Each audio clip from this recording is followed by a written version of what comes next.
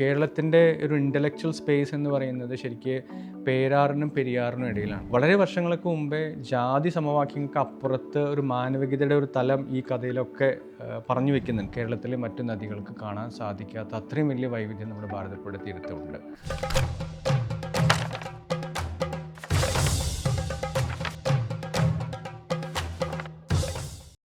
ഇന്ത്യയിൽ തന്നെ ഒരു നദിക്കും ഭാരതപ്പുഴ എന്നുള്ള പേരില്ല. ഈ ഒരു നദിക്ക് മാത്രമാണ് ഭാരതപ്പുഴ എന്നുള്ള പേര് വന്നിരിക്കുന്നത്. അതിൻ്റെ പ്രധാന കാരണമായിട്ട് പറയുന്നത് പഞ്ചപാണ്ഡവർ വനവാസകാലത്ത് 5 സ്നാനഘട്ടങ്ങളിൽ പിതൃതർപ്പണം നടത്തി എന്നുള്ളതും, തിരുവഞ്ചിക്കുഴി, തിരുവില്ലാമല, തിരുമിറ്റക്കോട്, തൃത്താല, തിരുനാവായ ഈ 5 സ്ഥലങ്ങൾ ഉൾക്കൊള്ളുന്ന പ്രദേശത്തെ ഭാരതഖണ്ഡം എന്ന് അറിയപ്പെടുന്നുണ്ട്. ഭാരതഖണ്ഡത്തിലൂടെ ഒഴുകുന്ന ഒരു പുഴ എന്ന രീതിയിലാണ് ഇതിന് ഭാരതപ്പുഴ എന്നുള്ള പേര് വന്നിരിക്കുന്നത്. ഏറ്റവും നീളമുള്ള കൈവഴിയുടെ നീളമാണ് ഒരു പുഴയുടെ നീളമായിട്ട് നമ്മൾ കണക്കാക്കുന്നത്. അപ്പോൾ അങ്ങനെ നോക്കുകയാണെങ്കിൽ ഗായത്രിയുടെ ഉത്ഭവം തൊട്ട് അവസാനം വരെയുള്ള ദൂരമാണ് ഭാരതപ്പുഴയുടെ 250 കിലോമീറ്ററായിട്ട് കണക്കാക്കുന്നത്. അപ്പോൾ ഭാരതപ്പുഴയുടെ ഉത്ഭവം എന്ന് പറയുന്നത് തമിഴ്നാട്ടിലും, അപ്പോൾ തമിഴിനോട് കലർന്നിട്ടുള്ള സംസാരം, ഭാഷയും വസ്ത്രവും ഭക്ഷണവും ഒക്കെ തുടക്കത്തിൽ നമ്മൾ കാണാൻ സാധിക്കും. കേരളക്ക് രൂപീകരിക്കുന്നതിന് മുമ്പ് തമിഴെല്ലാം ഒന്നായിരുന്നല്ലോ. പാലക്കാട് ഗ്യാപ്പിലൂടെ കൊല്ലങ്കോടിലൂടെ ആയിരുന്നു സംസ്കാര പ്രവാഹം ഉണ്ടായിട്ടുള്ളതെന്നുള്ളതാണ് ചരിത്രകാരന്മാരെല്ലാം പറയുന്നത്. ശരി, ഈ ഗായത്രിപ്പുഴയുടെ തീരത്താണ് ഒരു വലിയൊരു കാർഷിക പാരമ്പര്യം അവിടെ നിൽക്കുന്നത്. അവർക്ക് മാത്രമായിട്ടുള്ള ഇപ്പോൾ വളരെ രസകരമായിട്ടൊരു ആഘോഷമാണ് ശരിക്കും കതിരുത്സവം. കതിര് കുലകളാക്കി കെട്ടി എഴുന്നള്ളിച്ച് അമ്പലത്തിൽ കൊടുന്ന് വേല നടത്തുന്ന ഒരു സമ്പ്രദായം ഈ പ്രദേശത്ത്. അങ്ങനെ വന്ന ഗായത്രി വന്ന് ചേരുന്നത് തിരുവില്ലാമല അടുത്ത് നമ്മുടെ കുത്താമ്പള്ളി വെച്ചിട്ടാണ് ഗായത്രി ഭാരതപ്പുഴയിൽ ചേരുന്നത്. പക്ഷെ അതിൻ്റെ മുന്നേ വേറൊരു പ്രധാന കൈവഴിയാണ് കൽപ്പാത്തിപ്പുഴ. ശരിക്കും പറഞ്ഞു കേട്ട ചരിത്രം അനുസരിച്ച് പാലക്കാട് രാജാവിന് ഇവിടുത്തെ ബ്രാഹ്മണ സമൂഹമായിട്ടുണ്ടായ ഒരു ചെറിയ സ്പർദ്ധയുടെ ഭാഗമായിട്ട് തമിഴ്നാട്ടിൽ നിന്ന് ബ്രാഹ്മണരെ കൊണ്ടുവരികയും പാലക്കാടിൻ്റെ പല ഭാഗങ്ങളിലായിട്ട് കൂട്ടമായി താമസിക്കുകയും ചെയ്തിട്ടുണ്ട്. ഈ കൂട്ടമായി താമസിക്കുന്ന പ്രദേശങ്ങളിൽ ഇവർ അഗ്രഹാരങ്ങൾ എന്ന രീതിയിലാണ് പാലക്കാടിൻ്റെ പല പ്രദേശങ്ങളിൽ അഗ്രഹാരങ്ങൾ കാണാൻ സാധിക്കും. നമുക്ക് നെന്മാറയിലും ആലത്തൂരും. പ്രധാനപ്പെട്ട ഒരു അഗ്രഹാരം കൽപ്പാത്തിയിലാണ്. കാവേരിയിൽ എങ്ങനെയാണോ ആ ബ്രാഹ്മണ സമൂഹം ജീവിച്ചതെന്ന് അതേപോലെ അവർ അത്രയും പവിത്രമായിട്ടാണ് അവർ നമ്മുടെ കൽപ്പാത്തിയെ കാണുന്നത്. മലമ്പുഴയിൽ നിന്നും വാളയാറിൽ നിന്നൊക്കെ വരുന്ന കൈവഴികളാണ് കൽപ്പാത്തിപ്പുഴയായി ഒഴുകി പിന്നെ പറളിയിലെത്തി ഈ ചിറ്റൂർ പുഴയായിട്ട് ചേരുന്നത്. നെല്ലിയാമ്പതി മലനിരകളിൽ നിന്ന് ഉത്ഭവിച്ച് വരുന്നതുകൊണ്ട് വെള്ളം നല്ലതുണ്ട്, കൃഷി പ്രാധാന്യമുള്ള പ്രദേശമാണ്. അങ്ങനെ ആ പുഴ വന്ന് കൽപ്പാത്തി പുഴയും ചിറ്റൂർ പുഴയും കൂടി ചേർന്ന് പറളിയിൽ നിന്ന് ഭാരതപ്പുഴ എന്നുള്ള പേരിൽ പുഴ ഒഴുകി തുടങ്ങുകയാണ് ശരിക്കും. പിന്നെ അവിടുന്ന് വള്ളുവനാടിൻ്റെ സാംസ്കാരിക പൈതൃകങ്ങൾ ചെറുതായിട്ട് ഇങ്ങനെ തുടങ്ങുന്നു.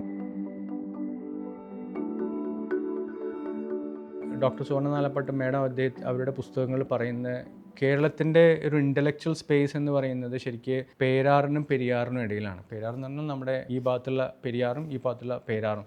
ഭാരതപ്പുഴയിലാണ് പേരാർ എന്ന് പറയുന്നത്. ഒരു തരത്തിൽ ശരിയാണെന്ന് നമുക്ക് തോന്നാം.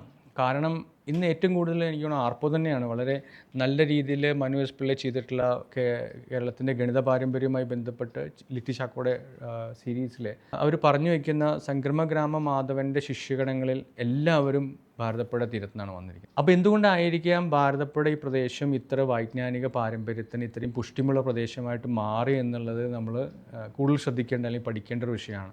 പല കാരണങ്ങളുണ്ടായിരിക്കാം. അതിലൊന്ന് തോന്നുന്നത് കേരളത്തിൽ 2 ബ്രഹ്മസ്വ മഠങ്ങൾ, ഒന്ന് തൃശ്ശൂർ ബ്രഹ്മസ്വ മഠവും രണ്ടാമത്തെ ബ്രഹ്മസ്വ മഠം തിരുനാവായ ബ്രഹ്മസ്വ മഠമാണ്. ഈ തിരുനാവായ ബ്രഹ്മസ്വ മഠത്തിൽ നിന്നാണ് ഈ പറയുന്ന എല്ലാ ഗണിത പണ്ഡിതരും പണ്ട് കാലത്ത് പഠിച്ചു പോയിരുന്ന ഇതര കലകളോ ഇതര ശാസ്ത്രങ്ങളൊക്കെ അവിടെ ഭാരതപ്പുഴ തീരത്ത് പഠിപ്പിച്ചിരുന്നു. അപ്പോൾ അതിൽ ആയുർവേദം ഉണ്ടായിരുന്നു, ആയോധന കലകളുണ്ടായിരുന്നു, ഗണിതം ഉണ്ടായിരുന്നു, ജ്യോതിശാസ്ത്രം, ഇങ്ങനെ 56 കലകളും പഠിപ്പിച്ചിരുന്ന ഒരു പ്രദേശം ആയിരുന്നു. അവിടെ ശബരൻ എന്ന് പറയുന്ന ജൈനൻ വലിയൊരു യൂണിവേഴ്സിറ്റി പോലെ അവിടെ ഒരു സ്ഥാപനം നടത്തിയിരുന്നു എന്നൊക്കെ രാധാകൃഷ്ണൻ സാർ അദ്ദേഹത്തിൻ്റെ പുസ്തകത്തിൽ പറയുന്നുണ്ട്. അപ്പോൾ അതിനൊക്കെ നമുക്ക് ഇൻട്രസ്റ്റിംഗ് ആയിട്ട് തോന്നുന്ന കാര്യം, എന്തുകൊണ്ടാണ് അർണോസ് പാതിരി ലോകം മുഴുവൻ സഞ്ചരിച്ചിട്ട് വേലൂർ വന്ന് താമസിച്ചിട്ടുണ്ടാവുക? അതിന് കാരണം അദ്ദേഹത്തെ പഠിപ്പിക്കാൻ തയ്യാറായത് അന്ന് ബ്രഹ്മസ്വം മഠത്തിലുണ്ടായിരുന്ന 2 പേരാണ്. അപ്പോൾ ഇതൊക്കെ എല്ലാവരെയും ആകർഷിക്കുന്ന എന്തോ ഒരു പ്രത്യേക ഘടകം ഭാരതപ്പുഴ തീരത്തുണ്ടായിരുന്നു. കൂടല്ലൂരിൽ നിന്ന് കുറച്ചുകൂടി യാത്ര ചെയ്ത് കഴിഞ്ഞാൽ നമുക്ക് കാണാൻ സാധിക്കും നമ്മുടെ മാമാങ്കവും. എന്താണ് മാമാങ്കം എന്നുള്ളതാണ്. പണ്ട് കാലത്ത് പെരുമാക്കന്മാരെ തിരഞ്ഞെടുക്കാനുള്ള ഒരു പ്രോസസ്സും കൂടിയായിരുന്നു ശരിക്കും മാമാങ്കങ്ങൾ. എന്തൊക്കെയോ കുറേ കാര്യങ്ങൾ ഈ 12 വർഷത്തിനുള്ളിൽ ഭാരതപ്പുഴ തീരത്ത് കേന്ദ്രീകരിച്ച് നടക്കുകയും ഇതൊരു ഇൻ്റലക്ച്വൽ ഡിസ്കോഴ്സ് ആവുകയും വൈജ്ഞാനിക പാരമ്പര്യവുമായി ബന്ധപ്പെട്ട് നിൽക്കുന്ന കുറേ കാര്യങ്ങൾ അവിടെ ഒരുമിച്ച് നടക്കുകയും ചെയ്തുകൊണ്ടായിരിക്കാം ഇത്രയധികം പണ്ഡിതനും തുടർന്നുള്ള പ്രവർത്തനങ്ങൾ അവിടെ കൂടുതൽ നടന്നതെന്ന് മനസ്സിലാക്കണമെന്നും വിചാരിക്കുന്നു. അറേബ്യയിലും ഇത്തരത്തിലുള്ള ഗണിത സമ്പ്രദായത്തിൻ്റെ ഒരു വളർച്ച ഉണ്ടായിരിക്കുന്ന ഏകദേശം സെയിം പീരീഡിൽ തന്നെ. അപ്പോൾ അതൊക്കെ എടുത്ത് നമ്മൾ വളരെ ഗഹനത്തിൽ ആഴത്തിൽ പഠിച്ചാൽ മനസ്സിലാവും എന്തൊക്കെയോ കൊടുക്കൽ വാങ്ങലുകൾ ഈ ഗണിത പണ്ഡിതത്തിലും ബാക്കിയുള്ള വിഷയങ്ങളും ആയുർവേദത്തിലും ഇപ്പം അതുപോലെ തന്നെ നമ്മുടെ ഹോർത്തൂസ് മലബാറിക്കസ് പോലെയുള്ള പുസ്തകങ്ങൾ വന്നൊക്കെ വലിയൊരു ഇൻ്റലക്ച്വൽ എക്സ്ചേഞ്ച് അല്ലെങ്കിൽ നോളജ് എക്സ്ചേഞ്ച് അന്ന് കാലത്ത് തന്നെ ഈ വൈദേശികരുമായിട്ട് നമ്മുടെ ഭാഗത്തുനിന്ന് നമ്മുടെ ജനങ്ങൾക്കുണ്ട്. അപ്പോൾ ആ ഒരു കേരളത്തിൻ്റെ ആ ഒരു ഓപ്പൺനെസ് നമുക്കിതിൽ എല്ലാവരെയും ഉൾക്കൊള്ളാനുള്ള കേരളത്തിൻ്റെ ആ ഒരു സാംസ്കാരികമായ കഴിവ് നമുക്ക് കാണാൻ സാധിക്കും. തൃത്താല മേഴത്തൂർ പ്രദേശത്താണ് ശരിക്കും ഈ അഗ്നിഹോത്രിയും അല്ലെങ്കിൽ വരരുചിയുമായി ബന്ധപ്പെട്ട് നിൽക്കുന്ന പന്തരുകുലത്തിൻ്റെ വലിയൊരു തുടക്കം ഈ പ്രദേശത്താണ്. ഈ പന്തരുകുലത്തിൻ്റെ ഒരു മിത്ത് നോക്കുകയാണെങ്കിൽ ഇതിനോട് സാമ്യമുള്ള ഒരു കഥ നമുക്ക് തമിഴ്നാട്ടിലും കാണാൻ സാധിക്കും. അപ്പോൾ അതിൻ്റെ ഒരു വളരെ വലിയ റിപ്ലിക്കേഷനാണ് ശരിക്കും കേരളത്തിൽ. അതായത് വളരെ വർഷങ്ങൾക്ക് മുമ്പേ ജാതി സമവാക്യങ്ങൾക്ക് അപ്പുറത്ത് ഒരു മാനവികതയുടെ ഒരു തലം ഈ കഥയിലൊക്കെ പറഞ്ഞു വെക്കുന്നുണ്ട്. കൂട്ടായ്മയുടെ ഒരു സ്വരം ഈ ഒരു മിത്തിൽ ഇതിനെ നമുക്ക് മിത്തായിട്ട് മാത്രമേ കാണാൻ സാധിക്കുള്ളൂ. എന്നാൽ ഈ കഥാപാത്രങ്ങളൊക്കെ അവിടെ ജീവിച്ചു തീർന്നു എന്ന് തോന്നത്തക്ക രീതിയിൽ അവിടെ ഓരോ ബിംബങ്ങൾ അവിടെ വെച്ച് പോയിട്ടുണ്ട്. അതായത് ഇപ്പോൾ പാക്കനാർ വെച്ച് പോയ കാഞ്ഞിരം അത് കഴിക്കില്ല എന്നും, അഗ്നിഹോത്രിയുടെ ഇല്ലും അമ്പലും, അങ്ങനെ കുറേ വിശ്വാസങ്ങളും നാട്ടുചരിത്രങ്ങളും ഒക്കെ ചേർന്ന് വളരെ ഇടപഴകി കിടക്കുന്ന ഒരു മിത്താണ് ശരിക്കും പന്തരുകുലം. ഈ അഗ്നിഹോത്രി അമ്മ കുളിക്കാൻ വേണ്ടി കുളത്തിൽ പുഴയിൽ പോയപ്പോൾ കളിച്ചുകൊണ്ടിരിക്കുന്ന സമയത്ത് ആ താലത്തിലൊരു ബിംബം വരികയും അങ്ങനെ തൃത്താലത്തിലുണ്ടായ ശിവൻ അല്ലെങ്കിൽ തൃത്താലത്തിലപ്പൻ അങ്ങനെയാണ് തൃത്താല പേരുണ്ടായത്. അങ്ങനെ തൃത്താലത്തിൽ വന്നതുകൊണ്ട് ഇപ്പോൾ പുഴയുടെ തീരത്ത് അങ്ങനെ വരരുചിയും അഗ്നിഹോത്രിയും തൃത്താലയും വലിയൊരു ഒരു മിത്തിൻ്റെ തുടക്കം അവിടെ തുടങ്ങുകയാണ്. തൃത്താലയെ പറ്റി പറയുമ്പോൾ ശരിക്കും വളരെ പ്രധാനപ്പെട്ട വേറൊരു ആസ്പെക്റ്റ്, പലതരത്തിലുള്ള വാദ്യങ്ങൾ വളരെ യഥേഷ്ടം ഉപയോഗിച്ചിരുന്ന പല സമ്പ്രദായങ്ങളും ഭാരതപ്പെടുത്തിയിരുന്നുണ്ട്. ഇപ്പോൾ കൊല്ലങ്കോടിനോട് ചേർന്ന് കിടക്കുന്ന ഗായത്രിയുടെയും ചിറ്റൂരിനും പ്രദേശത്തുള്ള പല്ലാവു ശൈലി ഒരു കൊട്ട് സമ്പ്രദായത്തിൻ്റെ, അതിൽ തായമ്പക ശൈലി വ്യത്യാസമുണ്ട്. തൃത്താലയിൽ മലമക്കാവ് ശൈലി, മലമക്കാവ് ശൈലിയുടെ ഏറ്റവും വലിയ പ്രയോക്താവായിരുന്നു നമ്മളെ തൃത്താല കേശവൻ.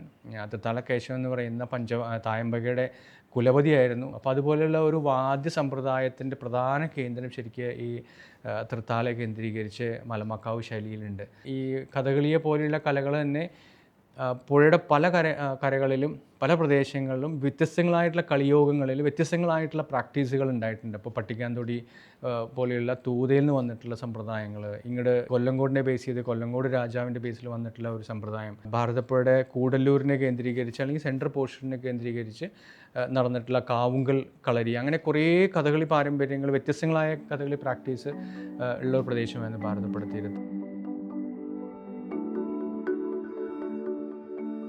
കേരളത്തിലെ കുറച്ച് നായർ സ്വരൂപങ്ങൾ ഭരിച്ചിട്ടുള്ള പ്രദേശങ്ങൾ ഒന്ന് മണ്ണാർക്കാട് മൂപ്പിൽ നായരും പിന്നെ കവളപ്പാറ മൂപ്പിൽ നായരുമാണ്. അപ്പോൾ ഈ മൂപ്പിൽ നായർ കൊണ്ടുവന്നാണ് കേരളത്തിലെ ആദ്യത്തെ ചന്ത എന്ന് പറയും. ഈ ചന്ത ശരിക്കും വാണിയംകുളം എന്ന് പറയുന്ന ഭാരതപ്പുഴയുടെ തീരത്താണ്. കച്ചവടത്തിനായിട്ട് മുസ്ലിം കച്ചവടക്കാരെ കൊണ്ടുവരികയും എന്നാൽ അവർക്ക് താമസിക്കാൻ അദ്ദേഹം അവിടെ അനുവാദം കൊടുത്തിരുന്നില്ല. അവർക്ക് കച്ചവടം നടത്താനുള്ള അനുവാദം മാത്രമേ ഉണ്ടായിരുന്നു. അതുപോലെ അദ്ദേഹത്തിന് കുട്ടികൾ ഉണ്ടാവാതിരിക്കുന്ന ഒരു സമയത്ത് കുട്ടികൾ ഉണ്ടാവാൻ വേണ്ടി പ്രാർത്ഥിക്കുകയും ആ പ്രാർത്ഥനയുടെ ഭാഗമായിട്ട് തമിഴ്നാട്ടിൽ നിന്ന് പാവക്കൂത്ത് നടത്തുന്നവരെ നടത്താമെന്നും അങ്ങനെ മൂപ്പിൽ നായരാണ് ഈ തോൽപ്പാവക്കൂത്ത് കലാകാരന്മാരെ കൊണ്ടുവരുന്നതും അങ്ങനെ കൂനത്തറ ഈ പാവക്കൂത്തിൻ്റെ ഒരു കേന്ദ്രമായിട്ട്, തോൽപ്പാവക്കൂത്തിൻ്റെ കേന്ദ്രമായിട്ട് മാറുന്നു.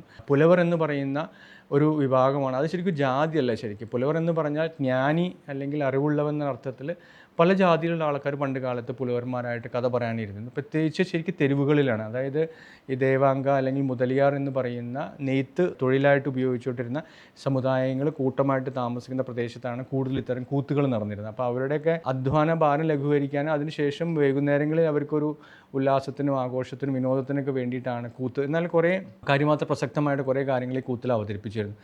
ഇന്ന് അതൊരു ചുരുക്കം ആളുകളിലേക്ക് ചുരുങ്ങി മാത്രം ആ കലയെ ഉപാസിക്കുന്നവരായിട്ട് ഭാരതപ്പുഴ തീരത്ത് നിന്നും നിലനിൽക്കുന്നുണ്ട്. തോൽപ്പാവക്കൂത്ത് അല്ലാതെ പാവക്കഥകളി എന്ന് പറയുന്ന ഒരു കലാരൂപം കൂടി നമ്മുടെ പെരിങ്ങോട്ടുകുരിശി ഭാഗത്ത്, അതായത് ഗായത്രിയുടെ തീരത്തുണ്ട്. അത് ഒരൊറ്റ സമുദായം മാത്രമാണ്, ഒറ്റ ടീം മാത്രമാണ് ഇന്നത് പ്രാക്ടീസ് ചെയ്യുന്നത്. അപ്പോൾ അത് പണ്ട് കാലത്ത് ആണ്ടിപ്പണ്ടാരങ്ങൾ എന്ന് പറയുന്ന കഥ പറഞ്ഞ് വീടുകൾ തോറും കയറി ഇറങ്ങി, പ്രത്യേകിച്ച് കർക്കിടക മാസത്തിലേക്ക് വീടുകളിൽ നിന്ന് വന്ന് ലഭ്യം സ്വീകരിച്ച് പോകുന്ന അങ്ങനെ ഒരു ഗ്രൂപ്പ് ഉണ്ടായിരുന്നു. അത് അവർ ശരിക്കും നൊമാഡ്സ് മാതിരി ഇങ്ങനെ കറങ്ങി നടക്കുന്ന ഒരു ഗ്രൂപ്പാണ്. അവരുടെ പിന്തുടർച്ചക്കാരായി അവർ പാവക്കഥകളി പ്രദേശങ്ങളിൽ കഥ അവതരിപ്പിച്ചിരുന്ന ആൾക്കാരെ പണ്ട് കുറേ വർഷങ്ങൾക്ക് മുമ്പേ കേന്ദ്ര സംഗീത അക്കാദമിയുടെയും നടനകൈരളി വേണിച്ചുടെയൊക്കെ ഇടപെടലിൻ്റെ ഭാഗമായിട്ട് അവരതിനെ പരിഷ്കരിക്കുകയും പാവകളേനൊക്കെ കഥകളിയുടെ മിനിയേച്ചറായിട്ടുള്ള പാവകൾ ഉണ്ടാക്കുകയും അതിനെ പാവക്കഥകളി എന്ന രീതിയിൽ അതിനെ അവതരിപ്പിക്കുകയും ചെയ്യുന്നുണ്ട്. കുറേ ഡയമെൻഷൻസിൽ നമുക്ക് ഭാരതപ്പുഴയെ കാണാൻ സാധിക്കും. വസ്ത്ര പാരമ്പര്യം, ഭാരതപ്പുഴയുടെ നെയ്ത്ത് പാരമ്പര്യം, സംഗീതം, ഭക്ഷണം, കലകൾ, ഇതിനെ ഓരോന്നിനെയും നമുക്ക് ഓരോ പ്രദേശത്തിൻ്റെ തനതായിട്ട് മാത്രം എടുത്തു പറയാൻ നമുക്ക് സാധിക്കും. മഴ ആരാധിക്കുന്ന ഒരു സമൂഹം കേരളത്തിൽ എവിടെയില്ല. കണ്ണൂരൊക്കെ ആണെങ്കിൽ മാരിത്തെയ്യങ്ങളും പിന്നെ കർക്കിടക മാസ തെയ്യങ്ങളൊക്കെ നമുക്ക് കണ്ണൂർ കാണാൻ സാധിക്കും. അതുപോലെ തന്നെ കുറേ ആദിവാസി മേഖലകൾ അവരുടേതായ കുറേ അനുഷ്ഠാനങ്ങൾ മഴയുമായി ബന്ധപ്പെട്ടുണ്ടാകും. കേരളത്തിലെ കാലാവസ്ഥ വെച്ച് നോക്കുമ്പോൾ കുറച്ച് വ്യത്യാസമുള്ള പ്രദേശങ്ങളാണ് ഈ ചിറ്റൂരും അല്ലെങ്കിൽ പാലക്കാട് ഗ്യാപ്പിനോട് ചേർന്ന് കിടക്കുന്ന തത്തമംഗലം ആ പ്രദേശങ്ങൾ. ഈ പ്രദേശങ്ങളിൽ ഈ വരണ്ട കാറ്റുള്ളത് കൊണ്ടായിരിക്കാം ആ പ്രദേശത്തുള്ളവർ മഴയെ ശരിക്കും മാരിയെ ആരാധിക്കുന്നവരാണ്. ഗൊപ്പിയാളവും കൊടുമ്പാവിയും ശരിക്കും വേറെ എവിടെ പ്രദേശത്തും ഇങ്ങനെ ഒരു ആഘോഷം നമുക്ക് കാണാൻ സാധിക്കില്ല. ആഘോഷമല്ല, ആചാരമാണ് ശരിക്കും. അപ്പോൾ സ്ത്രീകൾ എന്താ പറയുക, ഗൊപ്പിയാളം ആചരിക്കുന്ന ഒരു തളികയിൽ പൂവും ഇതൊക്കെ വെച്ച് വീടുകൾ തോറി കൊട്ടിപ്പാടി അങ്ങനെ മഴയെ വരവേൽക്കുന്ന ഒരു സമ്പ്രദായം. പിന്നെ പുരുഷന്മാരാണെങ്കിൽ പണ്ട് കാലത്തൊരു വിശ്വാസപ്രകാരം ഒരു കൊടുമ്പാവി ഒരു നാട്ടിൽ വരികയും ആ നാടിന് ശാപം കിട്ടുകയും മഴ പെയ്യാതിരിക്കുകയും കർഷകരും ജനങ്ങളും വളരെ വിഷമങ്ങൾ അനുഭവിക്കുന്ന സമയത്ത് ഇവരതിനെ ഈ കൊടുമ്പാവിയെ തല്ലിക്കൊന്ന് പുഴയിൽ ഒഴുക്കി കളഞ്ഞു. അതിനുശേഷം മഴ പെയ്തു എന്നുള്ളതാണ്. അപ്പോൾ അതിൻ്റെ ഒരു പ്രതീകാത്മകമായിട്ട് ഒരു രൂപം കെട്ടിയുണ്ടാക്കി റോട്ടിലൂടെ വലിച്ചുകൊണ്ട് ഇതിനെ തല്ലി പുഴയിലിട്ട് കത്തിച്ച് കളഞ്ഞ് അതിനുശേഷം അവർ എല്ലാവരും കൂടിയിരുന്ന് ഒരുമിച്ച് സമൂഹ സദ്യ കഴിച്ച് പിരിയുന്ന സമ്പ്രദായമാണ് കൊടുമ്പാവിയിലുള്ളത്. ഇന്ന് ഇതൊക്കെ പാടുന്നവർ ചെയ്യുന്നവരെ നമുക്ക് പാലക്കാട് പ്രദേശങ്ങളിൽ കാണാൻ വളരെ ബുദ്ധിമുട്ടാണ്. അപ്പോൾ ഇത് ശരിക്കും മഴയുമായി ബന്ധപ്പെട്ട് ഭാരതപ്പുഴ തീരത്ത് അല്ലെങ്കിൽ കേരളത്തിൽ തന്നെ ആചാരമായി നിൽക്കുന്ന പ്രദേശമാണ്. അതിപ്പോൾ ഓണമായിക്കോട്ടെ, വേലയായിക്കോട്ടെ, എല്ലാം ഇപ്പോൾ നേരത്തെ പറഞ്ഞ പോലെ കതിരുത്സവം കൊല്ലങ്കോടിന് ചേർന്ന് നിൽക്കുന്നു. അത് ചെനക്കത്തൂർ എത്തുമ്പോൾ കുതിരവേലയാവുന്നു. വള്ളുവനാട് ചെല്ലുമ്പോൾ അത് കാളവേലയായിട്ട് മാറുന്നു. അപ്പോൾ അങ്ങനെ കുതിരയും കാളയും, അതുപോലെ ഇപ്പോൾ ആര്യങ്കാവിലാണ് ശരിക്ക് കുതിരവേല ഭയങ്കര പ്രധാനം. അവിടെ ഒരു സ്ത്രീ കുതിര വരുന്നുണ്ട്. അപ്പോൾ മുണ്ടായിൽ നിന്ന് പോകുന്ന കുതിര മുണ്ടായക്കൊടിച്ചി എന്ന് പറയാം. ഭാരതപ്പുഴ തീരത്തെ ഒരു സ്ട്രെച്ച് എടുത്തു കഴിഞ്ഞാൽ ഏറ്റവും വൈവിധ്യമുള്ള ഒരു പ്രദേശമാണ് പൊന്നാനി. ഈ കച്ചവടത്തിനായിട്ട് വന്നിട്ടുള്ള മുസ്ലിം സമുദായം, അവർ മാപ്പിള എന്ന പേരിലാണ് അറിയപ്പെടുന്നത്. നമ്മുടെ കലയും സംസ്കാരവുമായിട്ട് അവരുടെ കലയും സംസ്കാരവും വളരെ ചേർന്ന് അല്ലെങ്കിൽ അത് ഇടപഴകി ഒന്നായി മാറുന്ന ഒരു സ്ഥിതിവിശേഷം നമുക്ക് പൊന്നാനി കാണാൻ സാധിക്കും. അപ്പോൾ പൊന്നാനിക്ക് തനതായിട്ടുള്ള ഒരു ഭക്ഷണ പാരമ്പര്യമുണ്ട്, പൊന്നാനിക്ക് തക്കതായിട്ടുള്ള ഒരു സംഗീത പാരമ്പര്യമുണ്ട്, പിന്നെ വസ്ത്ര പാരമ്പര്യമുണ്ട്. വളരെ രസകരമായിട്ടുള്ള കാര്യം, പൊന്നാനി കളരി എന്ന രീതിയിൽ കേരള സാഹിത്യത്തിൽ ഒരു വലിയൊരു ശ്രേണി, അത് കൂടല്ലൂർ വരെ വ്യാപിച്ചു നിൽക്കുന്ന എടശ്ശേരിയും എം.ടിയും ഒക്കെ ഈ പൊന്നാനിക്കളരിയുടെ ശിഷ്യഗണങ്ങളായിരുന്നു. മഖ്ദൂമിനെ പോലെയുള്ള പ്രശസ്തരായിട്ടുള്ള അറബി പണ്ഡിതർ ഇവിടെ താമസിച്ചിട്ടുണ്ട്.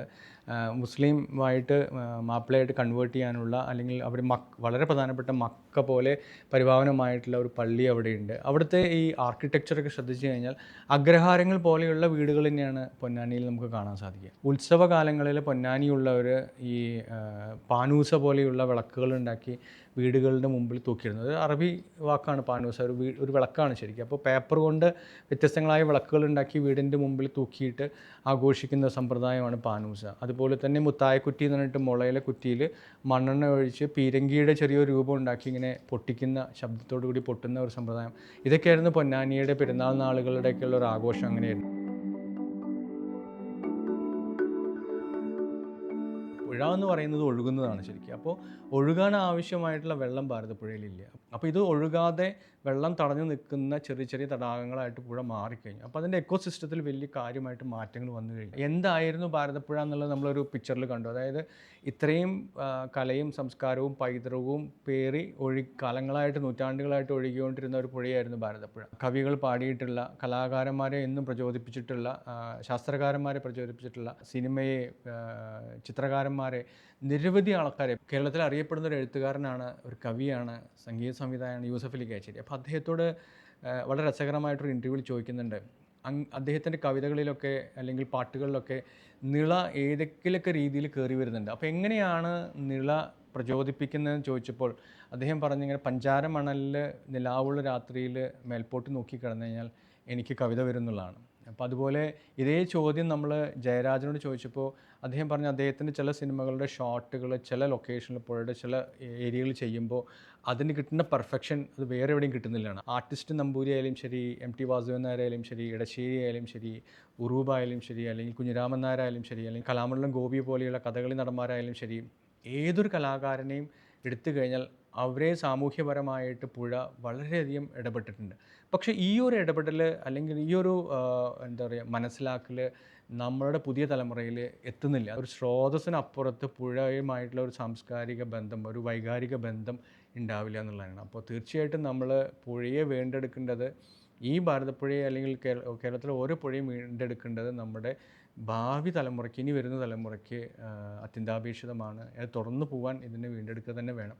അപ്പോൾ അതിൻ്റെ പരിശ്രമങ്ങൾ കൂടിയും ഇതിൻ്റെ കൂടെ ഉണ്ടാവണമെന്ന് ആഗ്രഹിക്കുന്നു.